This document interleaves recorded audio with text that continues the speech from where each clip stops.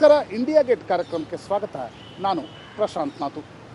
ಈ ವಾರದ ಇಂಡಿಯಾ ಗೇಟ್ನಲ್ಲಿ ನಮ್ಮ ಜೊತೆಗಿದ್ದಾರೆ AICC ಪ್ರಧಾನ ಕಾರ್ಯದರ್ಶಿ ರಾಜ್ಯಸಭಾ ಸಂಸದ BK ಹರಿಪ್ರಸಾದ್ ಅವರು. BK ಹರಿಪ್ರಸಾದ್ ಅವರೇ, ಇಂಡಿಯಾ ಗೇಟ್ ಕಾರ್ಯಕ್ರಮಕ್ಕೆ ಸ್ವಾಗತ.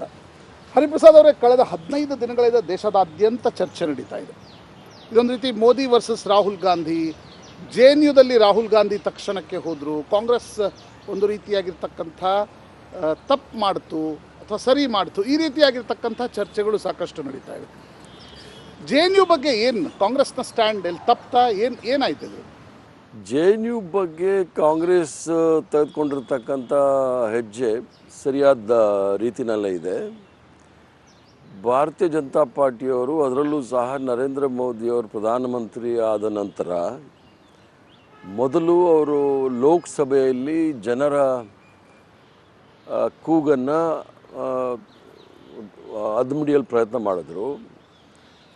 ಅದೇ ರೀತಿ ತದನಂತರ ಕೆಲವು ಎಜುಕೇಷನಲ್ ಇನ್ಸ್ಟಿಟ್ಯೂಷನ್, ವಿದ್ಯಾಸಂಸ್ಥೆಗಳು, ಇಡೀ ರಾಷ್ಟ್ರದಲ್ಲೇ ಮತ್ತು ವಿಶ್ವದಲ್ಲೇ ಹೆಸರುವಾಸಿಯಾದಂಥ ವಿದ್ಯಾಸಂಸ್ಥೆಗಳಲ್ಲೂ ಸಹ ವಿದ್ಯಾರ್ಥಿಗಳ ಕೂಗನ್ನು ದಮನ ಮಾಡಲು ಪ್ರಯತ್ನ ಮಾಡಿದ್ರು. ಪತ್ರಕರ್ತರನ್ನು ಸಹ ಬಿಟ್ಟಿಲ್ಲ, ವಕೀಲರನ್ನು ಸಹ ಬಿಟ್ಟಿಲ್ಲ, ಕೋರ್ಟ್ನೂ ಬಿಟ್ಟಿಲ್ಲ. ಎಲ್ಲ ಕಡೆಯಲ್ಲೂ ಸಹ ಅವರ ಸಿದ್ಧಾಂತವನ್ನು ಅನುಷ್ಠಾನಕ್ಕೆ ತರಲು ಪ್ರಯತ್ನ ಮಾಡ್ತಾ ಇದ್ದಾರೆ.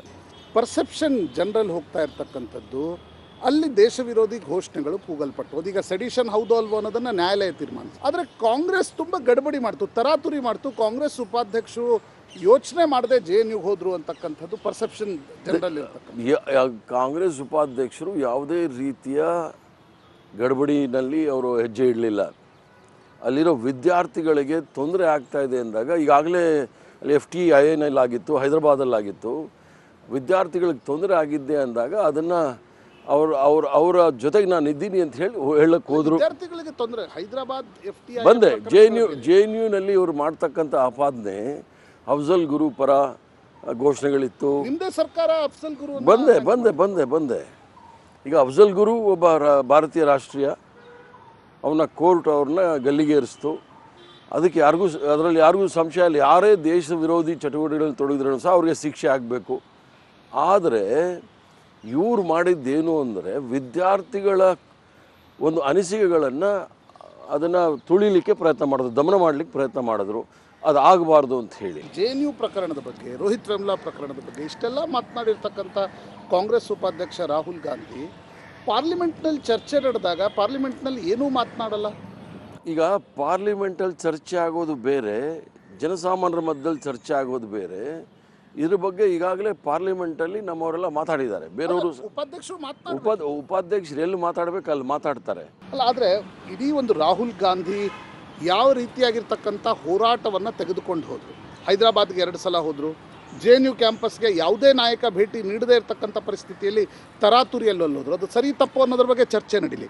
ಆದರೆ ಅದೇ ವಿಷಯದ ಬಗ್ಗೆ ಸಂಸತ್ನಲ್ಲಿ ಸ್ಮೃತಿ ಇರಾನಿ ಉತ್ತರ ನೀಡತಕ್ಕಂಥ ಸಂದರ್ಭದಲ್ಲಿ ಕಾಂಗ್ರೆಸ್ ಸಂಸದರು ಒಂದು ಪಾಯಿಂಟೆಡ್ ಕ್ವಶನ್ ರೋಹಿತ್ ವೆಮ್ಲಾ ಪ್ರಕರಣದ ಬಗ್ಗೆ ಕೇಳಲಿಲ್ಲ, JNU ಪ್ರಕರಣದ ಬಗ್ಗೆ ಕೇಳಲಿಲ್ಲ. ಪರ್ಸೆಪ್ಷನ್ ಸ್ಮೃತಿ ಇರಾನಿ ಭಾಷಣ ಅತ್ಯುತ್ತಮವಾಗಿತ್ತು, ಆದರೆ ಕಾಂಗ್ರೆಸ್ ಅದಕ್ಕೆ ಉತ್ತರ ಕೊಡ್ಲಿಕ್ಕೆ ಆಗಲಿಲ್ಲ. ಈಗಾಗಲೇ ರಾಜ್ಯಸಭಾದಲ್ಲಿ ಅವ್ರಿಗೆ ಉತ್ತರ ಕೊಟ್ಟಿದ್ದೀವಿ. ಇವರು ಪ್ರಕರಣ ರೋಹಿತ್ ವೆಮ್ಲಾ ಅಥವಾ JNU ಪ್ರಕರಣ ಕೇವಲ ನೆಪ ಮಾತ್ರ.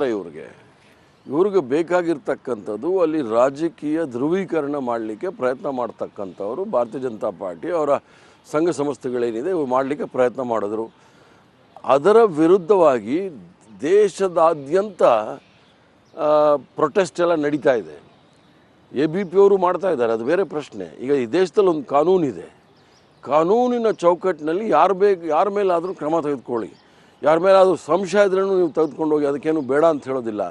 ಅವರು ನ್ಯಾಯಾಲಯಕ್ಕೆ ಹೋದಾಗ ಭಾರತೀಯ ಜನತಾ ಪಾರ್ಟಿಯವರು ಅವ್ರ ಮೇಲೆ ಹೋಗಿ ಹಲ್ಲೆ ಮಾಡ್ತಕ್ಕಂಥದ್ದು ಎಷ್ಟು ಸಮಂಜಸ? ಎಲ್ಲೋ ಒಂದು ಕಡೆ ಗಾಂಧಿ ಕುಟುಂಬದ ಯುವರಾಜ ಅಷ್ಟೊಂದು ಪ್ರಬುದ್ಧತೆಯಿಂದ ಇಲ್ಲ ಅಂತಕ್ಕಂಥದ್ದು ಅನೇಕ ಯುವಕರೇ ನನಗೆ ಹೇಳ್ತಕ್ಕ. ನೋಡಿ, ಎಲ್ಲಿರಬೇಕು ಅಲ್ಲಿ ಮಾತನಾಡೋಲ್ಲ, ಎಲ್ಲಿ ಮಾತನಾಡಬಾರ್ದು ಅಲ್ಲಿ ಮಾತನಾಡ್ತಾರೆ.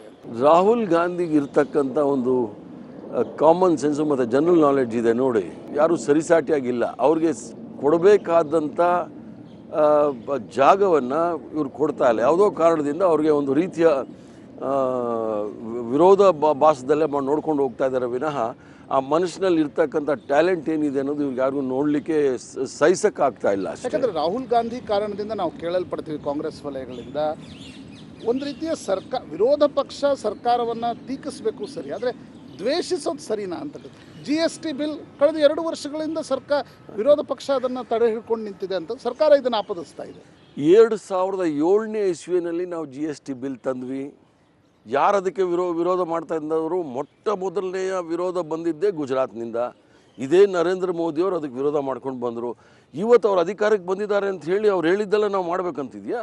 ಮಾಡಬಾರ್ದು ಅಂತ ಏನಿಲ್ಲ, ಮಾಡಬೇಕು ಅಂತಲೂ ಏನಿಲ್ಲ. ನಾವು ಕೆಲವು ಅಂಶಗಳನ್ನು ಅವ್ರ ಗಮನಕ್ಕೆ ತಂದಿದ್ದೀವಿ. ಈ 3 ಪಾಯಿಂಟ್ನ ನೀವು ಸೇರಿಸ್ಕೊಳ್ಳಿ, ನಾವು GST ಮಾಡ್ತೀವಿ ಅಂತ ಹೇಳಿ.